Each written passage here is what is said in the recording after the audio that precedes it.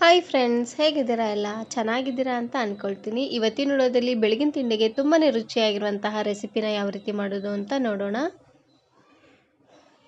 ಇದನ್ನು ಮಾಡಲಿಕ್ಕೆ ಮೊದಲು ನಾನಿಲ್ಲಿ ಒಂದು ಕಡಾಯಿಗೆ ಸ್ವಲ್ಪ ಎಣ್ಣೆನ ಹಾಕ್ಕೊಳ್ತಾ ಇದ್ದೀನಿ. ಒಂದು ಸಣ್ಣ ಚಮಚದಲ್ಲಿ 3 ರಿಂದ 4 ಚಮಚ ಆಗುವಷ್ಟು ಎಣ್ಣೆನ ಹಾಕ್ಕೊಳ್ಳಿ. ಎಣ್ಣೆ ಚೆನ್ನಾಗಿ ಬಿಸಿ ಆಗ್ತಿದ್ದಂಗೆ ಇದಕ್ಕೆ ನಾನಿಲ್ಲಿ ಒಂದು ಅರ್ಧ ಕಪ್ ಆಗುವಷ್ಟು ಶೇಂಗಾ ಬೀಜನ ಹಾಕ್ಕೊಳ್ತಾ ಇದ್ದೀನಿ. ಇದ್ರ ಜೊತೆಗೆ ನೀವು ಕಡಲೆಬೇಳೆ, ಉದ್ದಿನಬೇಳೆ ಹಾಗೆ ಗೋಡಂಬಿನೂ ಸಹ ನೀವಿಲ್ಲಿ ಫ್ರೈ ಮಾಡ್ಕೊಳ್ಬೋದು. ನಾನಿಲ್ಲಿ ಶೇಂಗಾ ಬೀಜನ ಫ್ರೈ ಮಾಡ್ಕೊಳ್ತಾ ಇದ್ದೀನಿ. ಉರಿನ ಪೂರ್ತಿಯಾಗಿ ಲೋ ಫ್ಲೇಮ್ನಲ್ಲೇ ಇಟ್ಟು ಫ್ರೈ ಮಾಡ್ಕೊಳ್ಳಿ. ಮೊದಲೇ ಶೇಂಗಾ ಬೀಜನ ಈ ರೀತಿಯಾಗಿ ಹುರಿದು ಒಂದು ಬೌಲಲ್ಲಿ ಎತ್ತಿಟ್ಕೊಳ್ಳಿ. ಇಲ್ಲಾಂದರೆ ಒಗ್ಗರಣೆ ಹಾಕುವಾಗ ಈರುಳ್ಳಿ ಹಾಗೆಯೇ ಹಸಿಮೆಣಸಿನಕಾಯಿ, ಟೊಮೆಟೊ ಎಲ್ಲ ಹಾಕ್ತೀವಿ ನೋಡಿ, ಆವಾಗ ಶೇಂಗಾ ಬೀಜ ಎಲ್ಲ ಪೂರ್ತಿ ಮೆತ್ತಗಾಗ್ಬಿಡುತ್ತೆ. ಇವಾಗ ನಾನಿಲ್ಲಿ ಅದೇ ಕಡಾಯಿಗೆ ಸ್ವಲ್ಪ ಜೀರಿಗೆ ಮತ್ತು ಸಾಸಿವೆನ ಹಾಕ್ಕೊಳ್ತಾ ಇದ್ದೀನಿ.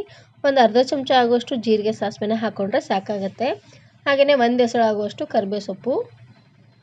ಜೀರಿಗೆ ಸಾಸಿವೆ ಎಲ್ಲ ಚೆನ್ನಾಗಿ ಸಿಡಿದು ಕರಿಬೇವು ಸ್ವಲ್ಪ ಫ್ರೈ ಆಗ್ತಿದ್ದಂಗೆ ಇದಕ್ಕೆ ನಾನಿಲ್ಲಿ ಈರುಳ್ಳಿನ ಹಾಕ್ಕೊಳ್ತಾ ಇದ್ದೀನಿ. ಮೀಡಿಯಮ್ ಸೈಜಿನ 2 ಈರುಳ್ಳಿನ ಈ ರೀತಿಯಾಗಿ ಸಣ್ಣದಾಗಿ ಕಟ್ ಮಾಡಿ ಹಾಕ್ಕೊಳ್ತಾ ಇದ್ದೀನಿ. ನಾನಿಲ್ಲಿ ಒಂದು ಹೊತ್ತಿಗೆ ಇಬ್ಬರಿಗಾಗುವಷ್ಟು ಮಾಡಿ ತೋರಿಸ್ತಾ ಇದ್ದೀನಿ. ಈರುಳ್ಳಿ ಹಾಗೆಯೇ ಟೊಮೆಟೊನ ಸ್ವಲ್ಪ ಜಾಸ್ತಿ ಅನ್ನೋಂಗೆ ಹಾಕ್ಕೊಳ್ಳಿ, ಚೆನ್ನಾಗಿರುತ್ತೆ. ಇವಾಗ ಉರಿನ ಪೂರ್ತಿಯಾಗಿ ಲೋ ಫ್ಲೇಮ್ನಲ್ಲೇ ಇಟ್ಟು ಈರುಳ್ಳಿ ಸ್ವಲ್ಪ ಸಾಫ್ಟ್ ಆಗೋ ರೀತಿಯಾಗಿ ಇದನ್ನು ಬೇಯಿಸ್ಕೊಳ್ಬೇಕು. ಇಲ್ಲಾಂದರೆ ತಿನ್ನುವಾಗ ಹಸಿ ಸ್ಮೆಲ್ ಬಂದುಬಿಡುತ್ತೆ. ಹಾಗೆಯೇ ಮೀಡಿಯಮ್ ಸೈಜಿನ 2 ಟೊಮೆಟೊನ ಈ ರೀತಿಯಾಗಿ ಸಣ್ಣದಾಗಿ ಕಟ್ ಮಾಡಿ ಹಾಕ್ಕೊಳ್ತಾ ಇದ್ದೀನಿ. ಹಾಗೆಯೇ ಇದ್ರ ಜೊತೆಗೆ ರುಚಿಗೆ ತಕ್ಕಷ್ಟು ಉಪ್ಪು ಹಾಗೆಯೇ ಸ್ವಲ್ಪ ಅರಿಶಿನ ಪುಡಿನ ಹಾಕ್ಕೊಂಡು ಬೇಯಿಸ್ಕೊಳ್ತಾ ಇದ್ದೀನಿ. ಉಪ್ಪು ಹಾಗೆಯೇ ಅರಿಶಿನ ಪುಡಿನ ಹಾಕಿದಾದ್ಮೇಲೆ ಚೆನ್ನಾಗಿ ಇದನ್ನು ಮಿಕ್ಸ್ ಮಾಡ್ಕೊಂಡು ತಗೊಳ್ಳಿ. ನೋಡಿ, ಈ ರೀತಿಯಾಗಿ ಮಿಕ್ಸ್ ಮಾಡ್ತಿದ್ದಂಗೆ ಉರಿನ ಪೂರ್ತಿಯಾಗಿ ಲೋ ಫ್ಲೇಮ್ನಲ್ಲೇ ಇಟ್ಟು ಒಂದು 2 ನಿಮಿಷವರೆಗೂ ಚೆನ್ನಾಗಿ ಇದನ್ನು ಬೇಯಿಸ್ಕೊಳ್ಬೇಕು. ಇವಾಗ ಮೇಲ್ಗಡೆ ಮುಚ್ಚಳನ ಮುಚ್ಚಿ ಬೇಯಿಸ್ಕೊಳ್ತಾ ಇದ್ದೀನಿ. ಇವಾಗ ನಾನಿಲ್ಲಿ ಒಂದು ಬೌಲ್ಗೆ ಸ್ವಲ್ಪ ಅವಲಕ್ಕಿನ ಹಾಕ್ಕೊಳ್ತಾ ಇದ್ದೀನಿ. ಒಬ್ಬರಿಗೆ 1 ಹಿಡಿ ಆಗುವಷ್ಟು ಅವಲಕ್ಕಿನ ಹಾಕಿದ್ರೆ ಕರೆಕ್ಟಾಗಿ ಆಗುತ್ತೆ. ನಾನಿಲ್ಲಿ ಇಬ್ಬರಿಗೆ ಮಾಡ್ಕೊಳ್ತಾ ಇದ್ದೀನಿ, ಹಾಗಾಗಿ 2 ಹಿಡಿ ಆಗುವಷ್ಟು ಅವಲಕ್ಕಿನ ಹಾಕ್ಕೊಳ್ತಾ ಇದ್ದೀನಿ. ನಾನಿಲ್ಲಿ ಸ್ವಲ್ಪ ದಪ್ಪವಾಗಿರುವಂಥ ಅವಲಕ್ಕಿನ ಹಾಕ್ಕೊಳ್ತಾ ಇದ್ದೀನಿ, ನೋಡ್ತಾ ಇದ್ದೀರಲ್ವ. ಈ ರೀತಿ ಆಗಿರುವಂಥ ಅವಲಕ್ಕಿನಾದರೂ ಹಾಕ್ಕೊಳ್ಬೋದು. ಇದಕ್ಕಿಂತ ಸ್ವಲ್ಪ ತೆಳ್ಳಗಾಗಿರುವಂಥ ಅವಲಕ್ಕಿ ಇರುತ್ತೆ ನೋಡಿ, ಮೀಡಿಯಮ್ ಸೈಜಿನ ಅವಲಕ್ಕಿ, ಅದನ್ನಾದರೂ ನೀವು ಇಲ್ಲಿ ಹಾಕ್ಕೊಳ್ಬೋದು. ಇವಾಗ ಈ ಅವಲಕ್ಕಿನ ಒಂದು 2-3 ಸರ್ತಿ ಚೆನ್ನಾಗಿ ಇದನ್ನು ತೊಳ್ಕೊಂಡು ತಗೊಳ್ಬೇಕು. ತುಂಬಾ ಧೂಳು ಕಸ ಎಲ್ಲ ಇರುತ್ತೆ. ಹಾಗಾಗಿ ಚೆನ್ನಾಗಿ ತೊಳೆದಾದ್ಮೇಲೆ ಇದಕ್ಕೆ ಇನ್ನು ಸ್ವಲ್ಪ ನೀರನ್ನು ಹಾಕ್ಕೊಂಡು ಒಂದು 5 ನಿಮಿಷವರೆಗೂ ಚೆನ್ನಾಗಿ ಇದನ್ನು ನೆನೆಸ್ಕೊಳ್ಬೇಕು.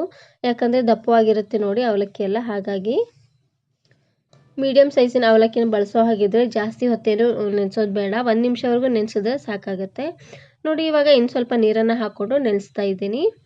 ಇವಾಗ ನೋಡ್ತಾ ಇರ್ಬೋದು ಟೊಮೆಟೊ ಎಲ್ಲ ಪೂರ್ತಿಯಾಗಿ ಸಾಫ್ಟಾಗಿ ಬೆಂದಿದೆ. ಇವಾಗ ಈ ಸ್ಪೂನಿನ ಸಹಾಯದಿಂದ ನೀಟಾಗಿ ಈ ರೀತಿಯಾಗಿ ಟೊಮೆಟೊನೆಲ್ಲ ಸ್ಮ್ಯಾಶ್ ಮಾಡ್ಕೊಳ್ತಾ ಇದ್ದೀನಿ. ಈ ರೀತಿಯಾಗಿ ಮಾಡೋದ್ರಿಂದ ಟೊಮೆಟೊ ಅಲ್ಲಿರುವಂಥ ಹುಳಿ ಎಲ್ಲ ಚೆನ್ನಾಗಿ ಬಿಟ್ಕೊಳ್ಳುತ್ತೆ. ಇದಕ್ಕೇ ನಾನಿಲ್ಲಿ 1 ಚಮಚ ಆಗುವಷ್ಟು ಹಸಿರು ಮೆಣಸಿನಕಾಯಿ ಪೇಸ್ಟನ್ನು ಹಾಕಿದ್ದೆ, ಆ ವಿಡಿಯೋ ಕ್ಲಿಪ್ ಮಿಸ್ ಆಗಿದೆ. ಇವಾಗ ನೋಡ್ತಾ ಇರ್ಬೋದು ಅವಲಕ್ಕಿ ಎಲ್ಲ ಪೂರ್ತಿಯಾಗಿ ಸಾಫ್ಟಾಗಿ ಬೆಂದಿದೆ, ನೋಡ್ತಾ ಇದ್ದೀರಲ್ವ. ಇಷ್ಟು ಸಾಫ್ಟಾಗಿ ಬೆಂದರೆ ಸಾಕಾಗುತ್ತೆ. ಪೂರ್ತಿ ಮೆತ್ತಗೆಲ್ಲ ಮಾಡಲಿಕ್ಕೆ ಹೋಗ್ಬೇಡಿ, ಚೆನ್ನಾಗಿರೋದಿಲ್ಲ. ಸ್ವಲ್ಪ ಉದ್ದುದ್ರಾಗಿದ್ರೇ ಚೆನ್ನಾಗಿರುತ್ತೆ. ಇವಾಗ ಇದರಲ್ಲಿರುವಂಥ ನೀರನ್ನೆಲ್ಲ ಚೆನ್ನಾಗಿ ಈ ರೀತಿಯಾಗಿ ಹಿಂಡ್ಕೊಂಡು ತಗೊಳ್ಬೇಕು, ನೋಡ್ತಾ ಇದ್ದೀರಲ್ವ. ಅವಲಕ್ಕಿಯಲ್ಲಿ ಸ್ವಲ್ಪನೂ ನೀರಿನ ಅಂಶ ಇರಬಾರ್ದು ನೋಡಿ, ಆ ರೀತಿಯಾಗಿ ಚೆನ್ನಾಗಿ ಇದನ್ನು ಹಿಂಡ್ಕೊಂಡು ತಗೊಳ್ಳಿ. ಇವಾಗ ಮಾಡಿಟ್ಟಿರುವಂತಹ ಒಗ್ಗರಣೆ ಹುಳಿಗೆ ಹಾಕ್ಕೊಳ್ತಾ ಇದ್ದೀನಿ. ಇವಾಗ ಉರಿನ ಪೂರ್ತಿಯಾಗಿ ಲೋ ಫ್ಲೇಮ್ನಲ್ಲೇ ಇಟ್ಟು ಒಂದು 2 ರಿಂದ 3 ನಿಮಿಷವರೆಗೂ ಚೆನ್ನಾಗಿ ಇದೇ ರೀತಿಯಾಗಿ ಮಿಕ್ಸ್ ಮಾಡ್ಕೊಳ್ತಾನೆ ಇದನ್ನು ಬೇಯಿಸ್ಕೊಳ್ಬೇಕು. ಇದ್ರ ಜೊತೆಗೆ ನಾನಿಲ್ಲಿ ಸಣ್ಣದಾಗಿ ಕಟ್ ಮಾಡಿರುವಂತಹ ಕೊತ್ತಂಬರಿ ಸೊಪ್ಪು ಹಾಗೆಯೇ ಶೇಂಗಾ ಬೀಜನ ಫ್ರೈ ಮಾಡಿದ್ವಿ ನೋಡಿ, ಅದನ್ನು ಸಹ ಇದಕ್ಕೆ ಹಾಕ್ಕೊಂಡು ಈ ರೀತಿಯಾಗಿ ಮಿಕ್ಸ್ ಮಾಡ್ಕೊಳ್ತಾ ಇದ್ದೀನಿ. ಉರಿನ ಪೂರ್ತಿಯಾಗಿ ಲೋ ಫ್ಲೇಮ್ನಲ್ಲೇ ಇಟ್ಟು ಈ ರೀತಿಯಾಗಿ ಮಿಕ್ಸ್ ಮಾಡ್ಕೊಳ್ತಾನೆ ಬೇಯಿಸ್ಕೊಳ್ಳಿ.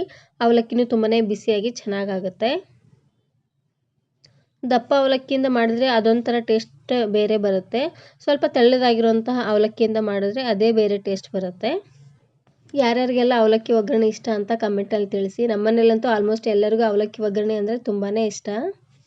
ಇದನ್ನು ನೀವು ಬೆಳಗಿನ ತಿಂಡಿಗಾದರೂ ಮಾಡ್ಕೊಳ್ಬೋದು, ಇಲ್ಲಾಂದರೆ ಸಾಯಂಕಾಲ ಟೀ ಜೊತೆಗೆ ಏನಾದರೂ ತಿನ್ನಬೇಕು ಅಂತ ಅನ್ನಿಸ್ದಾಗ ಈ ರೀತಿಯಾಗಿ ಅವಲಕ್ಕಿ ಒಗ್ಗರಣೆನ ಮಾಡ್ಕೊಳ್ಳಿ, ಚೆನ್ನಾಗಿರುತ್ತೆ. ಹಾಗೆಯೇ ಮನೆಗೆ ಯಾರಾದರೂ ತಕ್ಷಣಕ್ಕೆ ಗೆಸ್ಟ್ ಬಂದರೆ ಈ ರೀತಿಯಾಗಿ ಅವಲಕ್ಕಿ ಒಗ್ಗರಣೆನ ಮಾಡಿಕೊಡಿ, ಬೇಗನೆ ಆಗೋಗ್ಬಿಡುತ್ತೆ. ಇವಾಗ ಇನ್ನೊಂದು ಬ್ರೇಕ್ಫಾಸ್ಟ್ ರೆಸಿಪಿನ ಯಾವ ರೀತಿ ಮಾಡೋದು ಅಂತ ನೋಡೋಣ. ಇದನ್ನು ಮಾಡಲಿಕ್ಕೆ ಮೊದಲು ನಾನಿಲ್ಲಿ ಒಂದು ಅಗಲವಾಗಿರುವಂತಹ ದೊಡ್ಡ ಪಾತ್ರೆನ ತಗೊಂಡಿದ್ದೀನಿ. ಆದಷ್ಟು ಸ್ಟೀಲಿನ ಪಾತ್ರೆನಲ್ಲೇ ಮಾಡ್ಕೊಳ್ಳಿ, ಚೆನ್ನಾಗಿರುತ್ತೆ. ಇದಕ್ಕೇ ಸ್ವಲ್ಪ ಎಣ್ಣೆನ ಹಾಕ್ಕೊಳ್ತಾ ಇದ್ದೀನಿ. ನಾವು ಆಮೇಲೆ ಸ್ವಲ್ಪ ತುಪ್ಪನ ಹಾಕ್ಕೊಳ್ಳೋ ಹಾಗಿದೆ, ಹಾಗಾಗಿ ಸ್ವಲ್ಪ ಎಣ್ಣೆನ ಹಾಕ್ಕೊಳ್ತಾ ಇದ್ದೀನಿ. ಎಣ್ಣೆ ಹಾಕ್ತಿದ್ದಂಗೆ ಇದಕ್ಕೆ ನಾನಿಲ್ಲಿ ಒಂದು ಒಣಮೆಣಸಿಕಾಯಿನ ಮುರಿದು ಹಾಕ್ಕೊಳ್ತಾ ಇದ್ದೀನಿ. ಹಾಗೆಯೇ ಸ್ವಲ್ಪ ಜೀರಿಗೆ ಮತ್ತು ಸಾಸಿವೆ, ಹಾಗೆಯೇ ಇದ್ರ ಜೊತೆಗೆ ಒಂದು ಎಸಳಾಗುವಷ್ಟು ಕರಿಬೇವು ಸೊಪ್ಪನ್ನು ಹಾಕ್ಕೊಳ್ತಾ ಇದ್ದೀನಿ. ಎಲ್ಲವನ್ನು ಈ ರೀತಿಯಾಗಿ ಚೆನ್ನಾಗಿ ಇದನ್ನು ಫ್ರೈ ಮಾಡ್ಕೊಳ್ಬೇಕು. ನೋಡಿ, ಈ ರೀತಿಯಾಗಿ ಫ್ರೈ ಆಗ್ತಿದ್ದಂಗೆ ಇದಕ್ಕೆ ಹಾಕ್ಕೊಳ್ಳಿಕ್ಕೆ ಅಂತ ನಾನಿಲ್ಲಿ ಸ್ವಲ್ಪ ತರಕಾರಿಗಳನ್ನು ತಗೊಂಡಿದ್ದೀನಿ. ನಾನಿಲ್ಲಿ ಒಂದು ಹಸಿರು ಮೆಣಸಿಕಾಯಿ, ಹಾಗೆಯೇ ಒಂದೇ ಒಂದು ಈರುಳ್ಳಿ, ಸ್ವಲ್ಪ ಕ್ಯಾರೆಟು, ಹಾಗೆಯೇ ಸ್ವಲ್ಪ ಹಸಿ ಬಟಾಣಿನ ತಗೊಂಡಿದ್ದೀನಿ. ನಾನಿಲ್ಲಿ ಸ್ವಲ್ಪ ಜನಕ್ಕೆ ಮಾಡ್ಕೊಳ್ತಾ ಇದ್ದೀನಿ, ಹಾಗಾಗಿ ಎಲ್ಲವನ್ನು ಸ್ವಲ್ಪ ಅನ್ನೋಂಗೆ ಹಾಕ್ಕೊಳ್ತಾ ಇದ್ದೀನಿ. ಪೂರ್ತಿ ಜಾಸ್ತಿ ತರಕಾರಿ ಇದ್ರೂ ಅಷ್ಟೊಂದು ಚೆನ್ನಾಗಿ ಆಗೋದಿಲ್ಲ, ಹಾಗಾಗಿ ಸ್ವಲ್ಪನೇ ಹಾಕ್ಕೊಳ್ತಾ ಇದ್ದೀನಿ. ಹಾಗೆಯೇ ಇದ್ರ ಜೊತೆಗೆ ಒಂದು 5-6 ಆಗುವಷ್ಟು ಬೀನ್ಸನ್ನು ಈ ರೀತಿಯಾಗಿ ಸಣ್ಣದಾಗಿ ಕಟ್ ಮಾಡಿ ಹಾಕ್ಕೊಳ್ತಾ ಇದ್ದೀನಿ.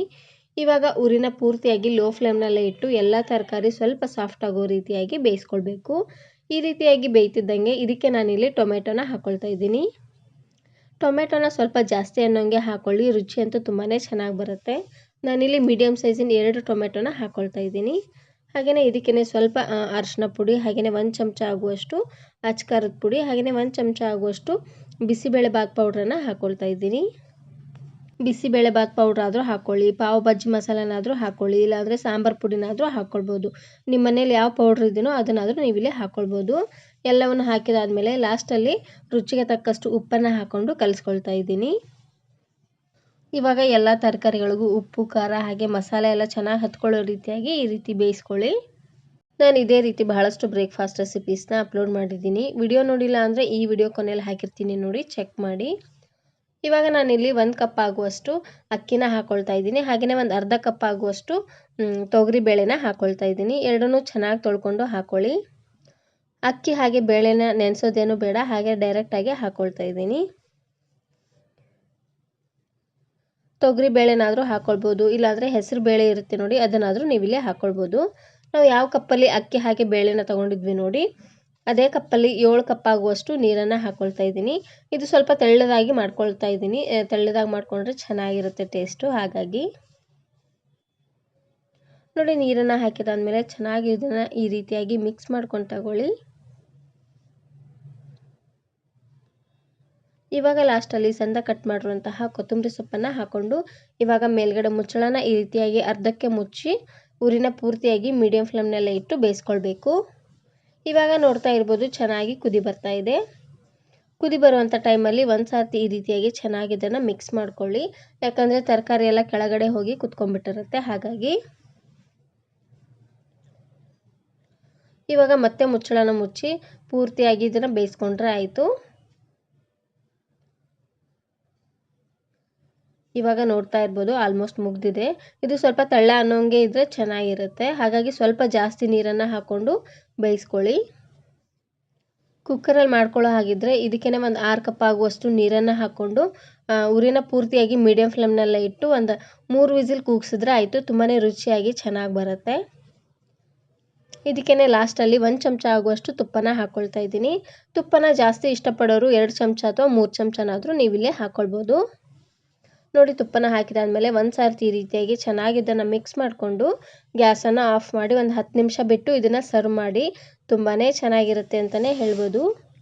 ಇದನ್ನು ನೀವು ದಾಲ್ ರೈಸ್ ಕಿಚಡಿ ಅಂತನಾದರೂ ಅನ್ಬೋದು, ಇಲ್ಲಾಂದರೆ ತರಕಾರಿ ಬಾತ್ ಅಂತನಾದರೂ ಅನ್ಬೋದು. ತುಂಬಾ ಚೆನ್ನಾಗಿರುತ್ತೆ.